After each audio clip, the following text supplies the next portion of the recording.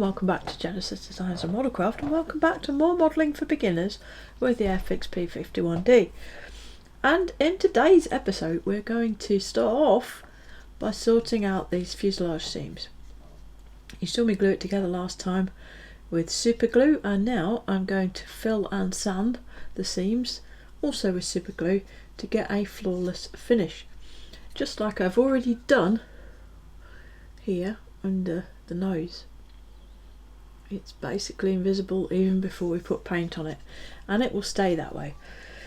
So what do I need to do this with? Well, something to mix your glue upon for a start, preferably something plastic that won't soak up the glue. Some super glue. This is some super glue. This is just fine. This is some cheapo stuff that I got off eBay or somewhere like that, and it works just fine. Some talcum powder, preferably. This is what I use. I'm pretty sure that most, if all, if any, talcs will do the job. I have some in a small container here that I use. Some super glue accelerator should you wish to accelerate the process. I use Deluxe Materials Rocket Blaster because so far I've never managed to melt any parts with it. A micro brush for application of the accelerator, and a cocktail stick for mixing and applying the filler. Sanding down purposes, you can use whatever you normally use to sand filler down. The addition of talcum powder to super glue makes it much easier to sand down, and I just have an assortment of bits and pieces of skinny sanders that I use. Bigger jobs, bigger sander. The key component here is that they're all, although they are foam backed, they're all of the firm variety, so they will cut into the filler rather than polishing across the top of it. Okay, right. I'll start off up here because we know that this seam has a divot in it caused by that mismatch in the mould on one of those two tail half sections. So I'm going to put a little puddle of super glue on my mixing palette, and I'm going to put some talc in it,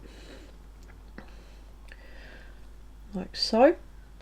And the trick here, not that there's a trick, but the more talc you mix into the super glue, the thicker or stodgier the glue will become. So depending what you're trying to fill, you can put more or less talc in it to get the resulting filler mixture where you want it. If it's too thick, it won't run down into a gap properly. If it's too thin, or if it's thinner, you'll need repeated applications. And bear in mind that the thicker it is in general, the easier it'll be to sand. So I've got a nice little mixture here, and using the tip of my cocktail stick, I'm simply going to apply it along this seam, and I'm going to put it along the whole thing just for the sake of showing how quick and easy it actually is to use. I think it's one of those things that a lot of people are aware that super glue can be used this way, but I think many people are nervous of it because of the fact that it can be quite hard to sand. Or there's a perception that it's quite hard to sand, let's put it that way. Okay.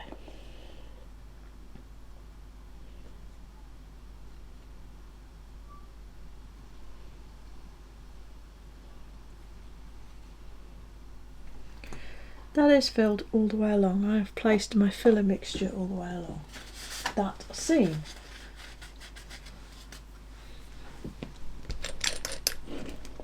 In order to expedite the process for filming, I shall use accelerator. I just dip the micro brush in and then just sort of tap it next to the glue. I don't put it on the glue because for one thing it will deform the shape, and for another it clogs up the micro brush obviously, and it very quickly just becomes a plastic end on a plastic stick, as you can imagine. A few coats of that and our super glue. has gone off. So I'll try and come in a bit tighter at the risk of just completely working off camera the whole time. So there's what that looks like. Nothing too scary so far, I don't think. Once it's on and dry, select your sanding media. I'm going to use this one. This looks to me to be about a 240-ish grit. See there?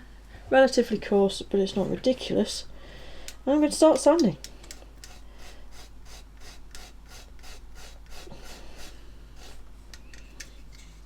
Try and get this. There we go. We're in the middle of shot. Don't move.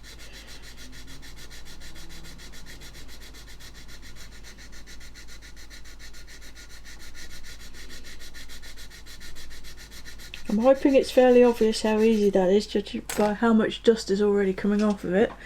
And if I bring you up again, you can see, even though I'm using quite a coarse sanding stick, there are as yet absolutely no scratches at all on the kit part.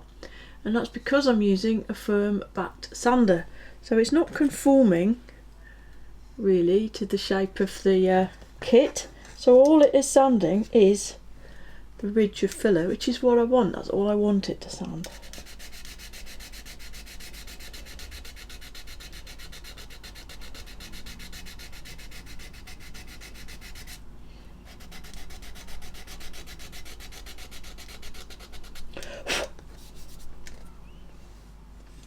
Once you start getting closer to the finish, you obviously need to keep on blowing the dust out of the way and just checking the progress of the sanding, and adjust the angle at which you're sanding to suit.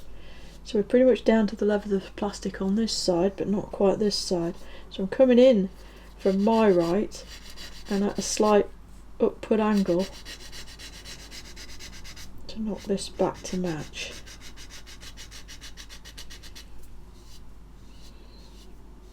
Yeah, we're getting there.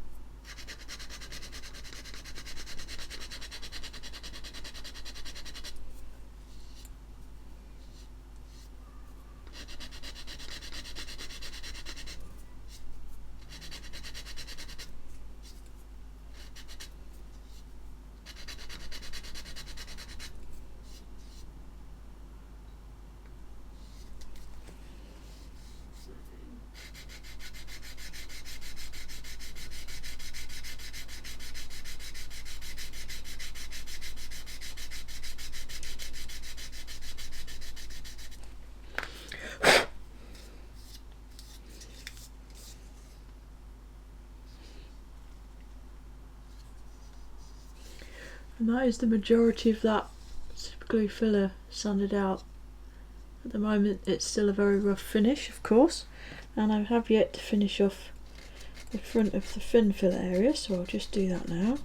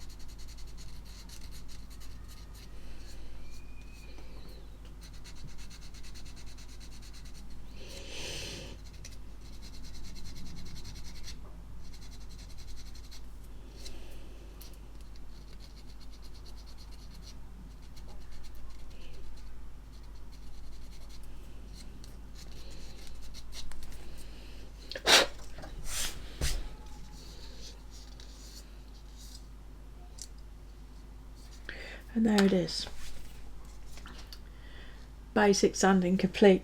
So we now need to sand the seam more to remove the scratches that we've just put into the plastic using our relatively coarse sanding stick that we started with. So select another one that has a slightly smoother grit on it and work your way back up and down the seam. This time deliberately just working it to remove the previous sanding marks. Obviously the repair area will increase slightly with each iteration of sanding grit.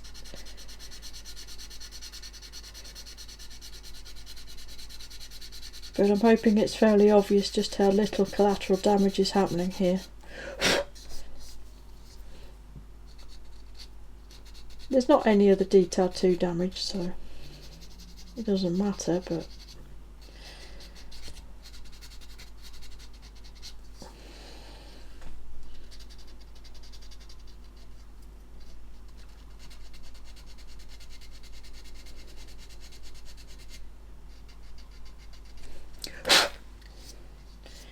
there.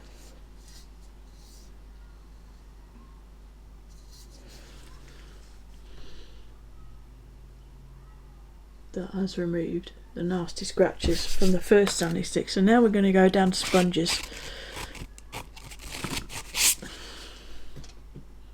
Sponge with a 400 grit Infini. This does conform to the shape, so it will tend to restore a nice curvature if you have managed to impart any edges in there. I don't believe I have, but even if I had, this sander would be putting them back to a degree. And that's that.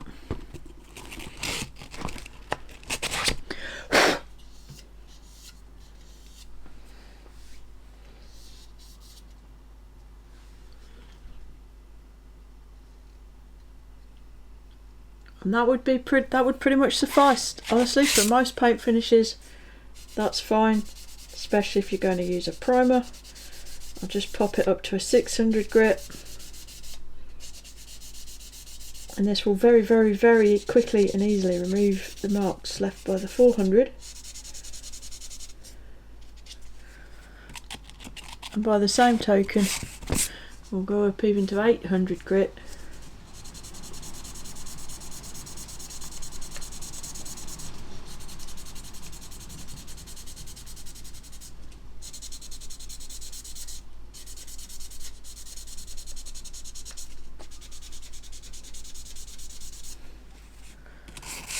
And our work here is done.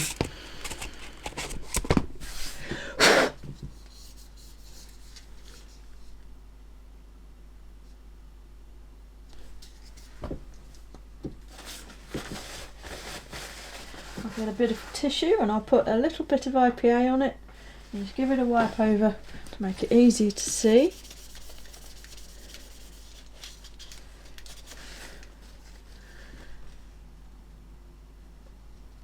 That's completely evaporated before we even got the camera to focus. I'll try again.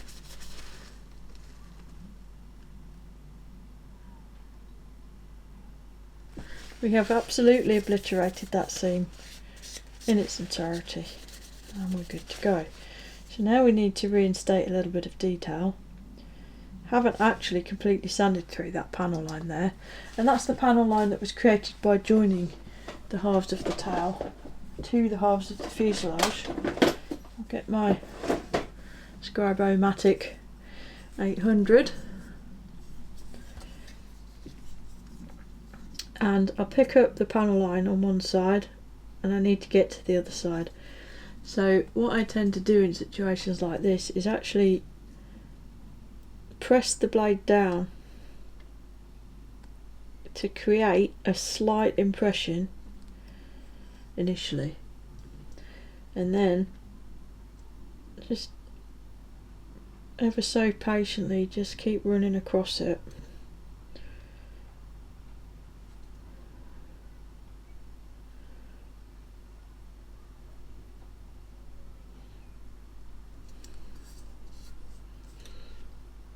till we get a finish we're happy with. It's quite a tight curve, and these types of scribers are not great on very tight curves, to be fair, but once I've got a very definite panel line there, I'll sometimes use the blade the other way just to clean the line out a bit. For some reason it tends to catch a little bit less when you pull it backwards across a tight curve, but you do need the panel line to already be there, otherwise it will just go where it wants. There we have it. Finish that off with a little liquid cement.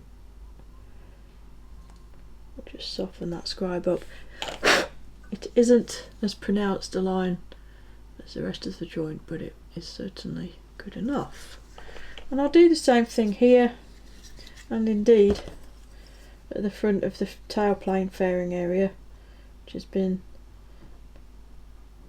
basically obliterated because of the gap that was there. Have my on, move a little bit more.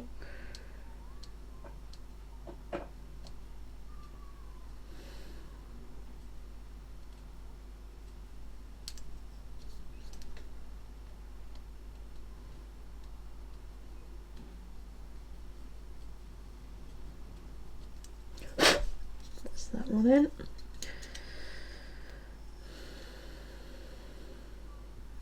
Just going to assume that these meet in the middle, don't actually know.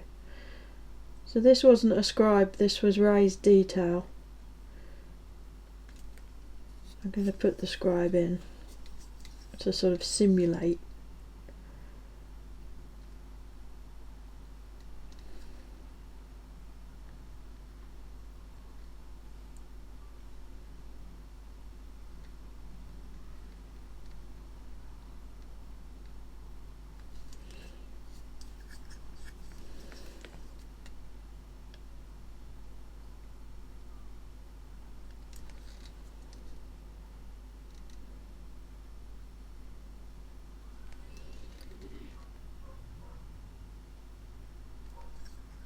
This.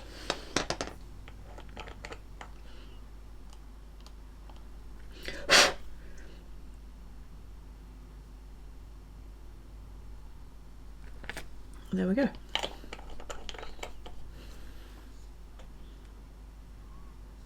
Last things last, I need to find my little prodder. There he is.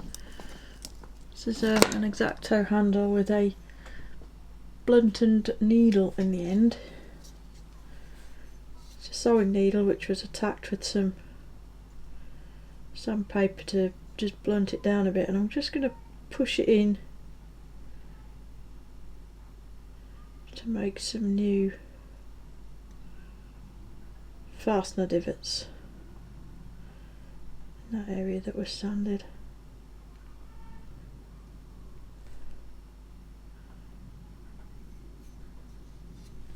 And there we go. And for those of you that are sitting there going, well, that's not in the middle, that's not on the panel line, that's true, it isn't, but that's because the fin is offset. So the central point of the fuselage is not just there, it's actually over here. That's why it's different. I think you can see the offset actually fairly well from that angle. It's just to counteract the slipstream effect from the propeller or the torque from the engine or both. So there you go, that's the top seam done and dusted. Very, very quickly. I will go ahead and do the rest in exactly the same way. This is going to be awkward because of working around these details, but this is where these thin sanding sticks really do come into their own for getting into little tight areas like that. Now the fuselage is fully sanded and re-scribed as necessary.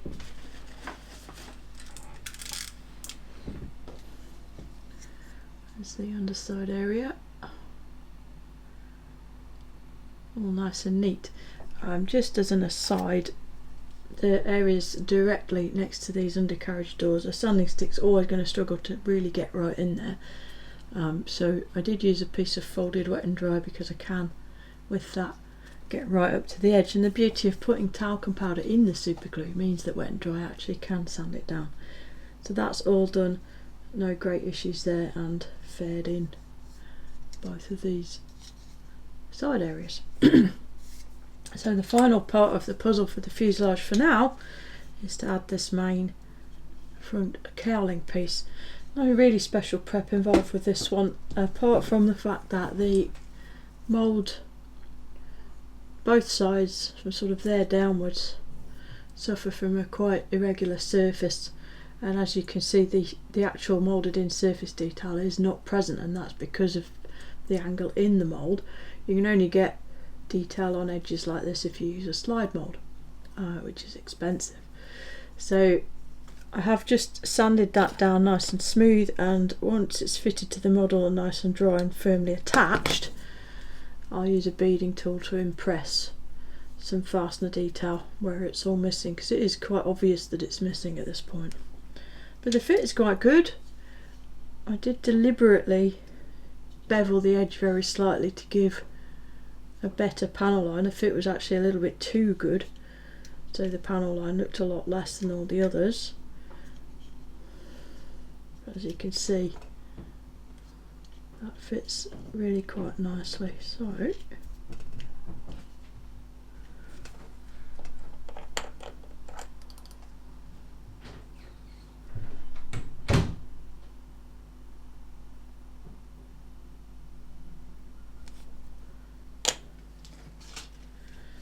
just a little touch of extra thin or your chosen liquid cement along that,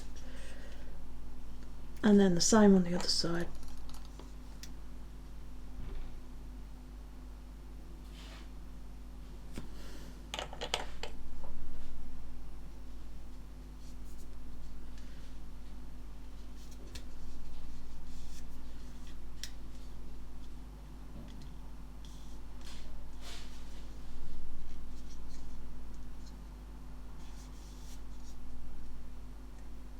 Okay, and that's it. Set that aside for the time being.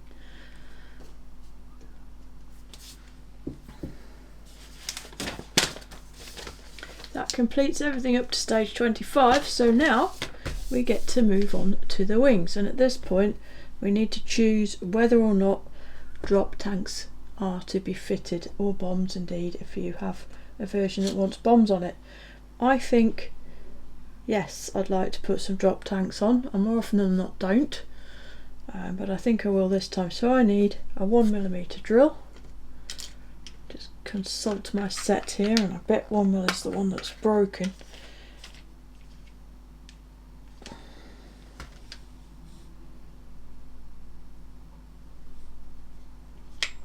Nope. 1mm in this set is the orange one.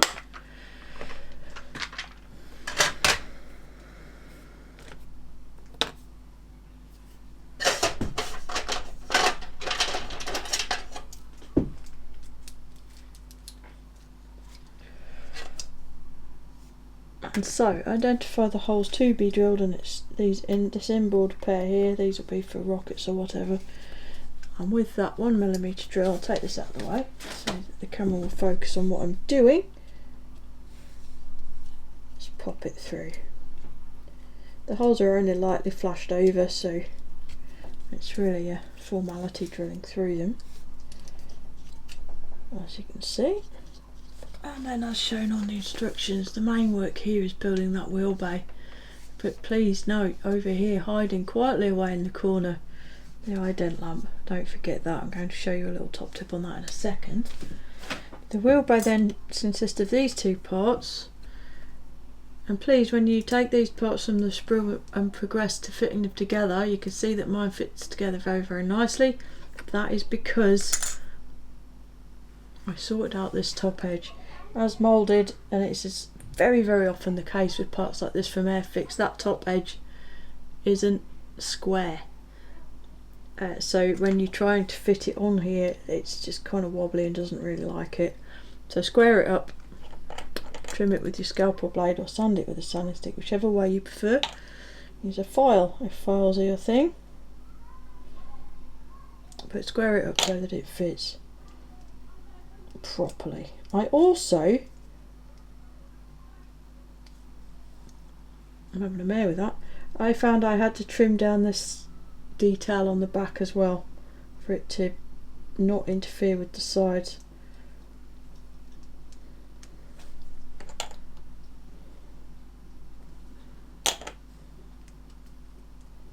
There we go, we're in.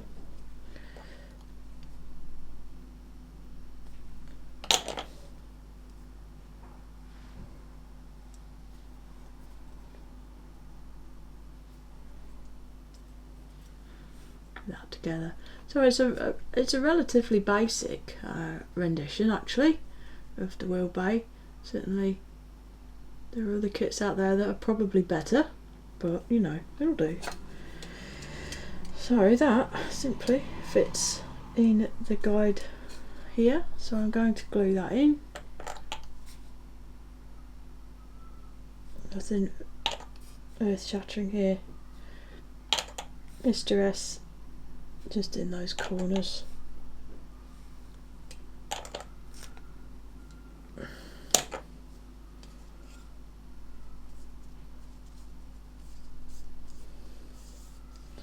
Make sure it's sitting nicely everywhere. No big gaps. And again, set that aside to dry. So let's look at that ident lamp, shall we? Here it is. 3 clear lenses in a row. So of course my mind goes straight to, are they coloured? Because it doesn't tell you here. On the painting diagram you can clearly see that they are supposed to be coloured, and it's red, green, orange from front to rear. The tab is at the back, so we know that the back one needs to be orange. I'll leave it on that page because I'm going to forget that 8 times before I finish. So red at the front, that way round. So what I need to do is flip this over so we're on the inside face, and get your clear paint, whatever that may be. I'm going to use Tamiya throughout, clear red X27 first, give it a shake.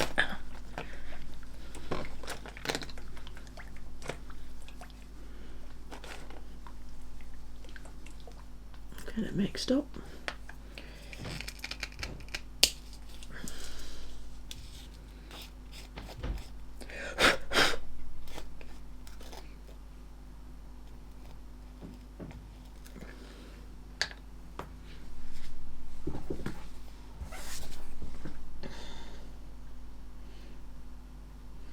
Get some on your brush and just put a blob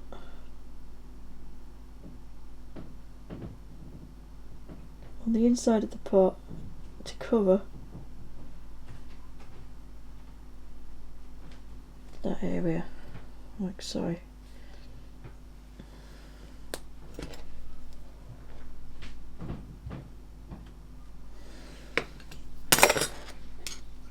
Coverage looks a bit sketchy, just wait a second and just put some more on. I'm going to leave this for quite some time once this is done, so you can put quite a thick heavy layer on there, it's no problem. There you go, there's the red one done.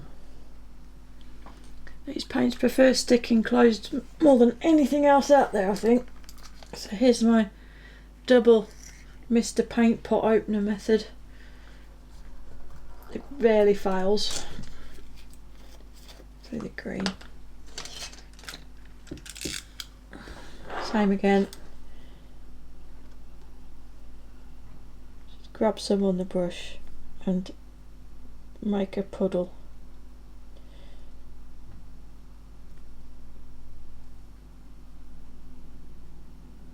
Over the lens that you wish to be green.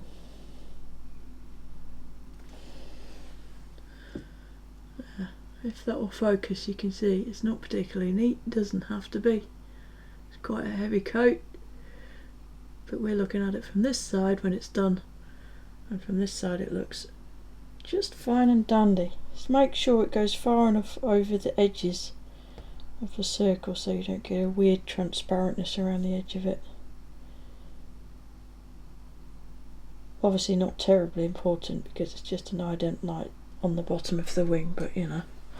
There we go. Repeat that for the orange and then set that aside for long enough to completely dry, which these are sort of solvent based paints, so it won't take forever, but probably a couple of hours. Now I wanted to show a little bit of the cleanup of one of the upper wings, because they're both just a little bit, I don't know, they're not bad, but there's a couple of areas that I think might be a little awkward for some. So there's a spruce stub here, that's got to go clearly. I generally use the scalpel to clean up sprue nubs rather than try and sand them, but I don't know if it's coming through, but can you see there's an edge there? It's the, there you go, it's the mould seam. That needs to come off as well, all the way from the front. I've got the knife at a bit of an angle, so it doesn't actually matter if you bevel off this inner edge a little bit. And I just want to get rid of that mould seam all the way through, so that it cannot provide an impediment for the fit. And the same goes here. A mould seam and the two sprue nubs, there we go. Those need to be cleaned up nicely. Again, just use whatever method you're comfortable with. I'm perfectly happy using a scalpel like this. If you're not, then by all means use a sanding stick or a file, it's fine. Just get it cleaned up, get rid of that seam. And then the other sprue nubs, all of them are in kind of slightly awkward places.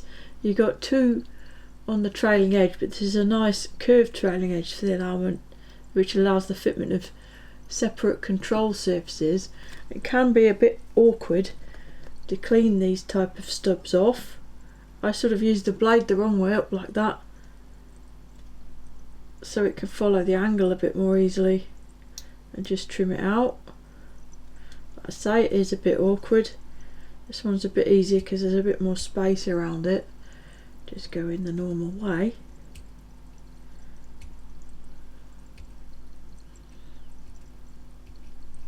Get them gone like that. You can also use the good old curved number 15 blade, can be used come in like this, and just a sort of twisting motion, which allows the blade to follow the contour rather than cutting a new one. Get rid of it like that. So get them gone, and then I like to use a reasonably mid sanding stick, not too coarse, and just run it along the back edge, just to ensure that it's straight, like so. Yes, you're going to take a little tiny bit of thickness off there, but it's better that it's straight. Then again, gently use the scalpel just to put a nice tidy bevel back on that top edge that we're going to see, and that's that done. The final one here, leading edge, obviously a lot easier to deal with than those on the internal curve. I just trim it again with the scalpel blade. I don't put a lot of pressure on this or a lot of force into it. Let the blade follow the surface, and you can feel, and also here, you can't currently because I'm waffling, but you can hear the blade hit the obstruction, so you know pretty much when it's gone. There is another one just here, but the main thing I wanted to show you actually was just these unevennesses here, and indeed here. This area here will have the machine gun insert in it, and if you look closely, you see that little nub just here, and again with the mould seam, same, just in this front corner here. Those don't need to be there, they are going to get in the way of a good fit for that machine gun insert. And likewise, we've got a couple of weird protrusions, similar looking, in this sort of hogged out area where the landing gear bay lid needs to fit. I don't know that those are going to get in the way of the landing gear bay, but I'd rather preemptively take them away like that than find that my wing's not fitting and I've got glue everywhere, basically. A couple of seconds with the scalpel, those are gone. And exactly the same deal up here. Just use the point of that blade to trim around and get rid of those mould seams, even up that joint surface. This is especially relevant if, like me, you like to use super glue for assembly, because super glue doesn't have any melting effect. So normal, or the usual model cement will melt the plastic slightly, so small protrusions like that sometimes, to be honest, can be mitigated simply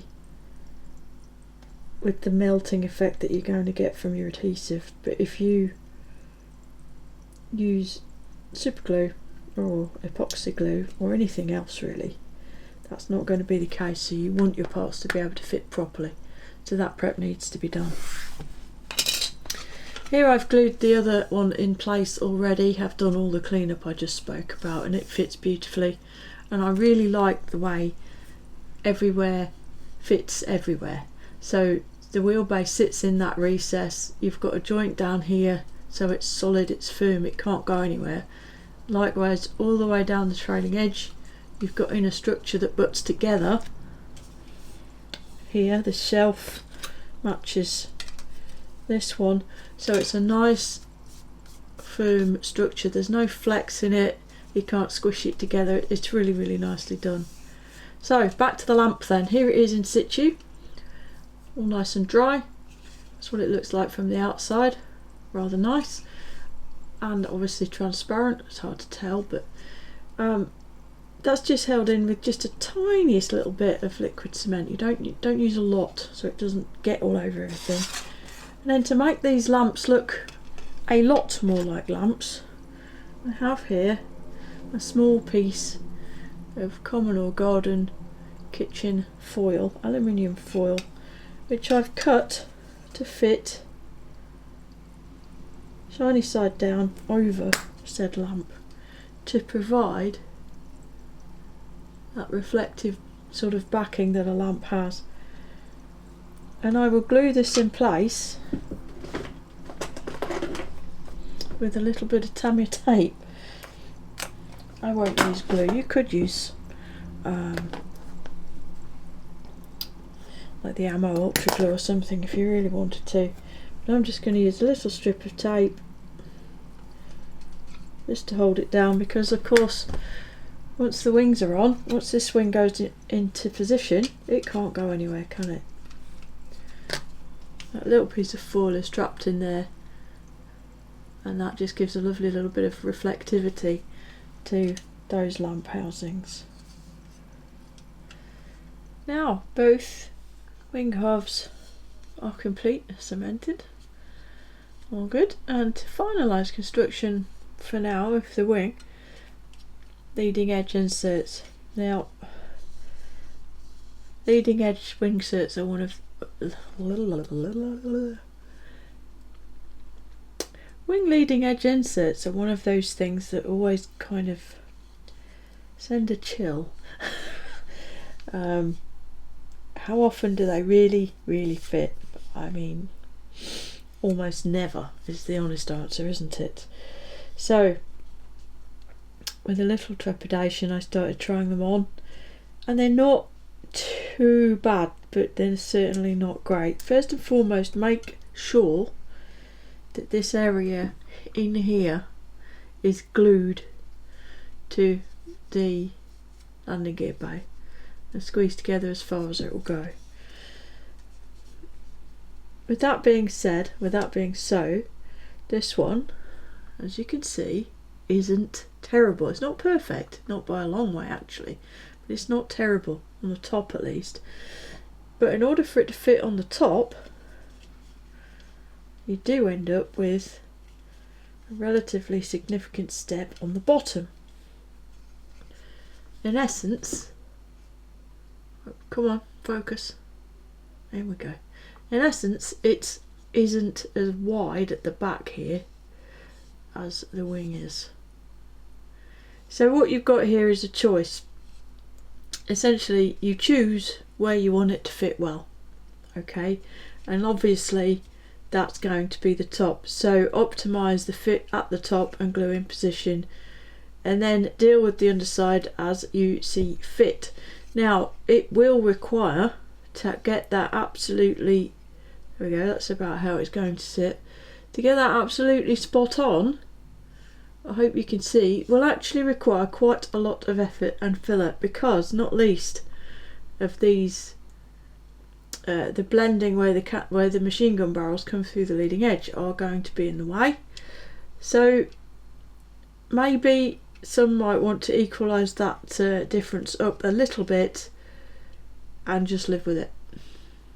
I'm tempted, honestly, to make the fit as good as I can on the top and just live with the step on the bottom, because it is going to be fairly well hidden actually by the drop tank when viewed from below. And how often do we actually view the model from below? In reality, not that often. On the other side, I haven't done anything to this apart from clean the sprue stubs off, and it doesn't want to sit in its gap at all. And after a lot of fiddling and messing about, I've narrowed that down to being caused by this piece of inner structure sticking out too far or being too long for the leading edge. So when you see that, you've got two options. You can cut that down or you can trim out the leading edge, and I'm going to do the latter because I can see that there's a load of sort of build up of nonsense. The mould's not very clean here, so I'll hog that out a little bit just with the scalpel. Try it again. Boom, like magic. It does now fit the aperture at least, and this one is significantly better in terms of its overall thickness. That's not terrible. So you see, it's really, I need it to come up a touch on the inboard end, and the only way to do that again is to trim.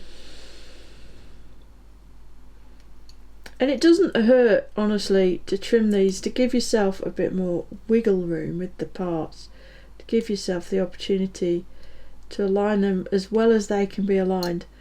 It's useful to realise that there are going to be times when the only thing you can do is use filler, but equally a lot of the time it's possible to significantly reduce the amount of filler and sanding and subsequent damage to the finish on the model that you need to do. I think I pretty much nailed that. It's really hard to hold it into the sort of position it should be, but there, that isn't terrible. By the time you've sanded across it, maybe use a little bit of Mr. Surfacer to even out the panel lines, that's not too bad. And again, the bottom also isn't terrible. So the right hand one is okay, the left hand one not so much. It just seems to be that little bit too slender, but it's not super bad if I equalise them. So there you go, that's the wing inserts. I'm going to fit them and I'm going to smooth and blend them, but what I'm also going to do is accept that the finished result isn't going to be perfect, and sometimes that mindset is key, because you can drive yourself mental trying to get things absolutely perfect, and sometimes it isn't even really necessary. If it doesn't want to fit all the way around, just optimise the fit of the part to minimise the amount of remedial work you're going to have to do, or to maximise the good looking areas. So obviously in this case, fit the parts so that they fit as well as possible on the upper surface where they are going to be seen all the time, and that's what I've done there and shown you also how to do. Don't worry, I haven't skipped ahead and fitted the wing without saying anything. In the course of attempting to get this leading edge insert to look nice, I've ended up in a situation where I've got filler and I need to feather it out, but I can see that it's going to impact or be impacted by the joint with this underside part here. So logically, if you can fit the wing and then fit this as the instructions suggest, and let me just show you that. So skipping forward a few steps to fitting the wing, and then Airfix want us to fit this piece C01 afterwards. Now there's not really any reason, if everything fits together, why the whole thing shouldn't fit with that attached to the wing already. And it's always going to be easier to address filling and sanding issues like this with the wing off the rest of the model. Marginally easier, but easier nonetheless. So I decided to test fit the part, and sure enough it's a little bit proud here, which is what I expected. But the leading edge itself isn't too bad at all. And the main seam that's going to be obvious every time you look at the model is beautiful throughout. It's a little bit rough right at the very front, but the rest of it's good. Not so good under the nose, unfortunately. That does look pretty shocking there, doesn't it? But don't worry, it's easily fixable. Essentially, on this model at least, and yours may differ, I'm going to have to clearance the right hand side of the joint at the nose here, just a touch. You can see that this side there's enough space for this to push up in, and this side there isn't. And if, when it is clearanced, it all pushes up and fits just fine. So I am going to go ahead and glue this part to the rest of the wing to enable me to finish fairing in these inserts. You can see where I'm at with that. I've got to try and blend that all in, but I need, for it to work properly, I need this bit to be a part of the deal so that I can blend it all as well. Right then, this is glued onto here now. Just liquid cement all on there and along the leading edge as per. So that's solidly fitted, and as advertised I trimmed the right hand side at the front here, and I also just trimmed these two steps here just a touch. Got rid of the mould seams along there as usual. And the result of all of that is that you have to fit the wing in an odd way. You have to put it into this slot here, because that's circular cutout fits against the front of the scoop. So push it in, make sure it's all the way back, and it just clips down into place. Absolutely lovely, as you can see. And now, bada bing bada boom, the front does as well. It just sits there. This will sit a touch proud, but if you just give it a little persuasion, not much, that sits into position beautifully. Yes, there is still a little bit of gappery and it will need filling, sanding and sorting out, but on the whole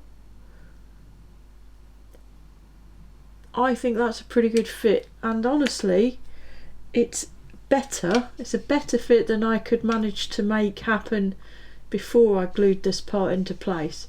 So on balance, I think it's better to glue this on before fitting the wing than after. And that gap there really is the worst of it, and it's not dramatic and will not take long to fix. And this is what happens when you start test fitting. Here's the other insert. I've glued this in now, and so you can see the extent of the lack of thickness there.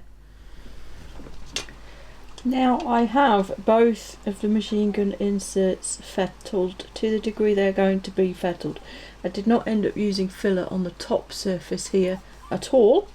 However, the undersurface is similar to this side, but I think that the result is pretty reasonable. Whatever those shallow indistinct sort of depression things were on the underside, I have just filled them and made no attempt to recreate them. I don't know what they are, but they didn't look very good, so I filled them. So this is now basically ready to fit. As you can see, I've glued in place the ailerons. If you want those deflected according to the instructions, they will go 15 degrees in either direction. But remember to offset the control column if you're going to do that. So we just need to talk about flaps for a second, okay? So Airfix supply separately moulded parts for either up or down flaps, or should I say raised or lowered. Let's use the correct terminology, shall we? Raised flap like so, nice big tabs, just slot into there like so. Test fitting though has shown me that if you want to go with the raised flap option, thus, then you will need to fit them now, because fitting them after the wing has been fitted will be difficult, if not impossible, without probably at least taking this tab out of the equation and relying only on the outboard tab and glue, which is fine, that'll work. But if you want raised flaps, it's probably best to fit them at this point. Now I kind of did want raised flaps, and I'll tell you why. I'm not going to lie. The reason is that the invasion stripes are an awful lot easier to mask across a raised flap than they are a lowered one. Obviously the upper surface isn't so much of an issue because they're over painted, but just for ease of painting, honestly.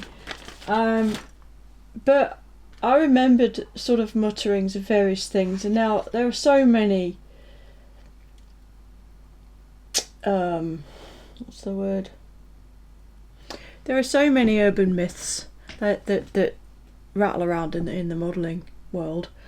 Some of them are true, some of them are sort of true, some of them just aren't.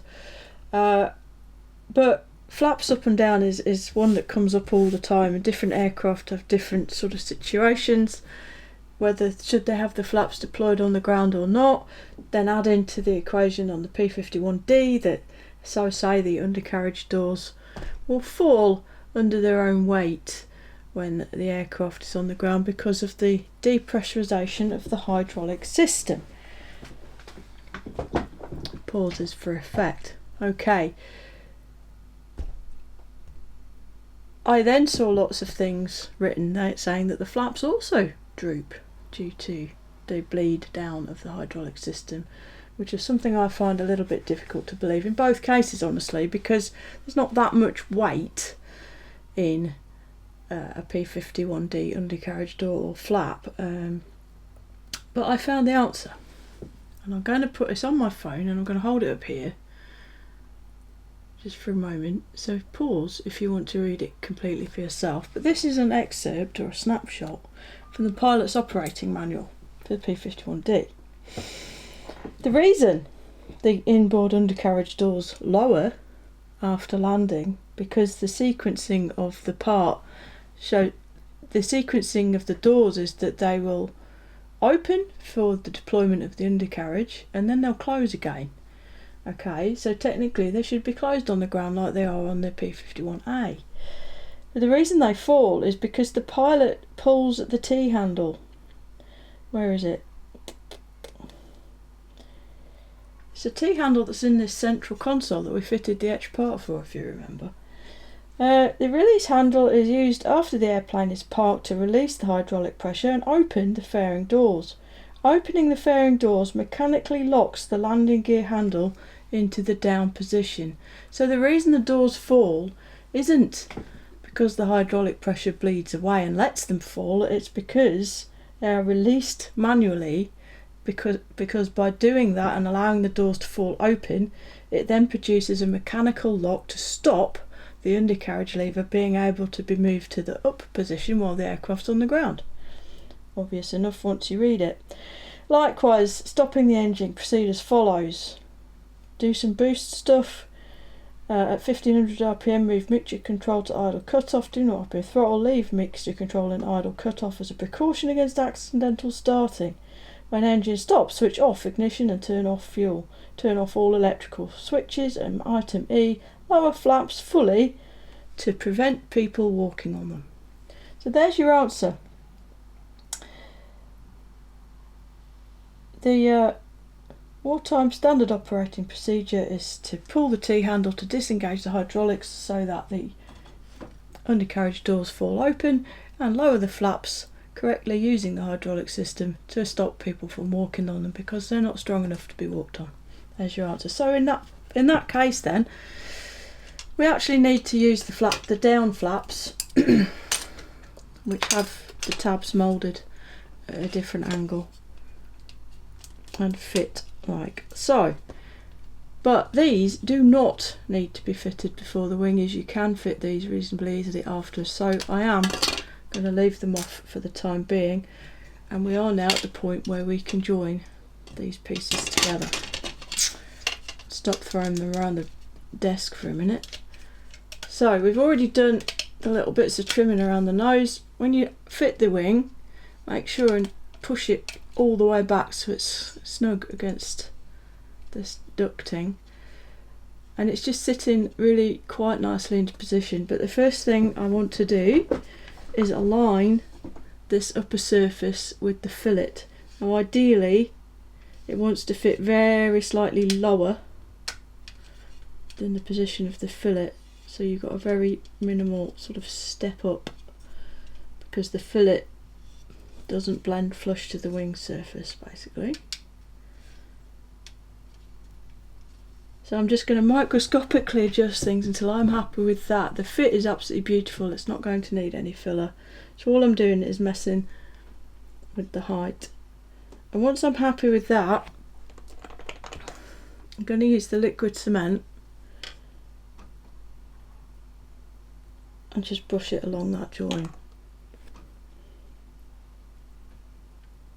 I don't want to use so much that I start marking the surface up too much, but I want to make sure that there's enough in there to get through that joint and glue it.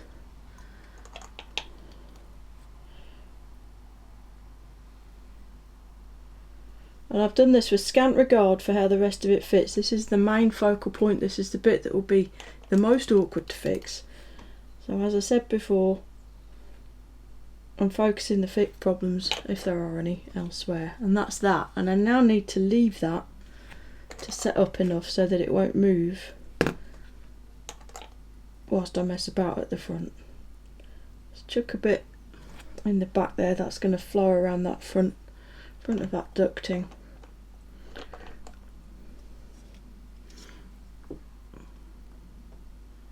You see a nice little step, not too pronounced. Beautiful fit.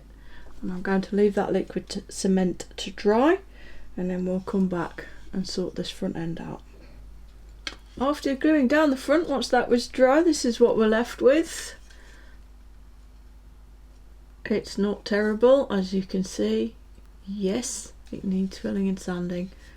There's nothing awful. The absolute worst of it is this gap here and sort of step. And as scary as that might look, that kind of thing is child's play for super glue and talc, and will probably only take one application to fix. Now unfortunately, because of the way Airfix chose to mould this area here, so the raised skin panel that is the wing fillet, they've depicted it as raised, which is great, but they've stopped it abruptly just here, still raised. It should really be flush at this point with the engine bay panels, and because of that, some sort of gappage here is almost inevitable because of the way that's been moulded. I will probably sand this flush across. I'm not showing you this, right, here you go. I will sand this flush here. This step doesn't need to be there. So this area here will need filling. The rest of it will pretty much come into good behaviour simply with some sanding. I've got the same step this side for the same reason. A little bit of super glue and talc will sort it out. Now, if any of you are sitting there going, oh, it's a really awkward place to sand, I agree, it is. So I'm going to show you quickly, as quick as I can, which is probably not very quick, how to deal with it. And it's, you know, a little bit of lateral thinking basically. Let's make some stodge.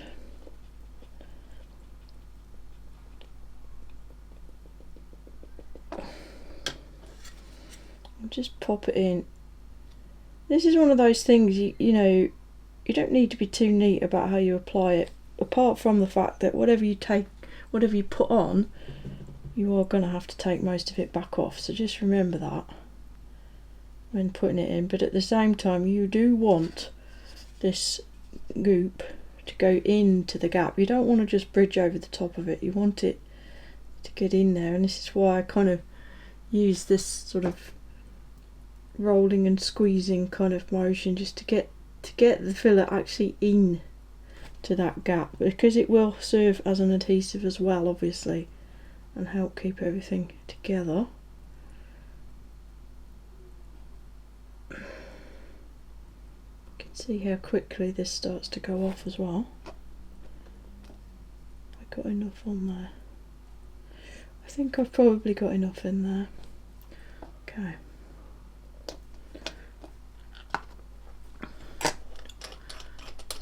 Get some accelerator into play.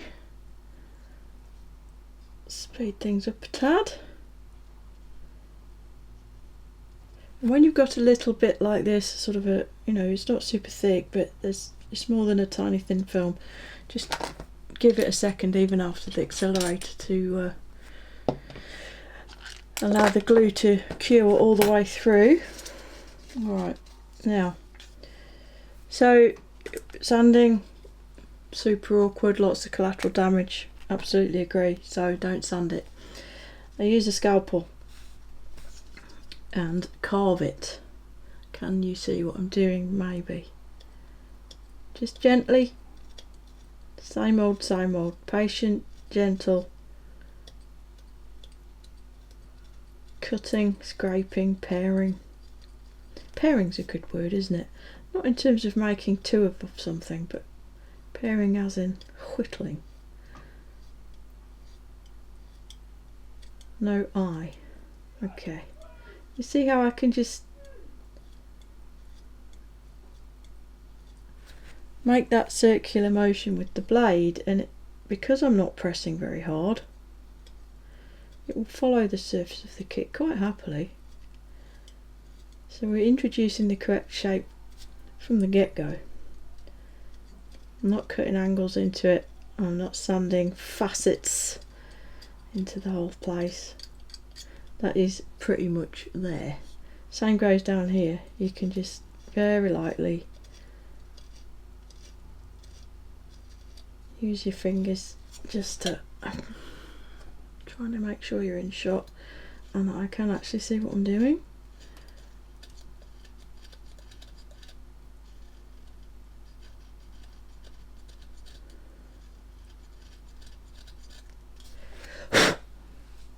Essentially just using this pointed blade to do really pretty much all of the work.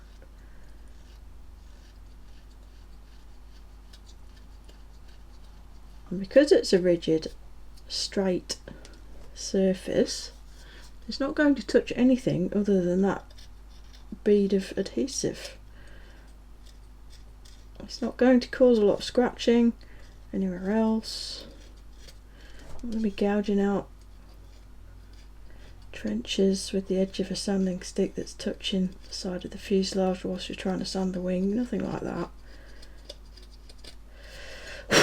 I'll stop there because you get the point, but here you go. If I bring this up close, I know that there's not a lot of contrast because super glue and talc is virtually transparent, but you can see, I hope, without any sanding at all, that is virtually there. So to finish that, I can just use the relatively fine sanding stick and just get in there and just really just tickling it. Or, because super glue and talc is relatively, it's not soft, but a bit wet and dry. But putting the curve into it like this, it makes it rigid in that direction. So you can kind of use the folded over edge to sand the area that we've been working on. And this will just finely and finally blend the filler that we've applied into the kit surface. Go back from the other way.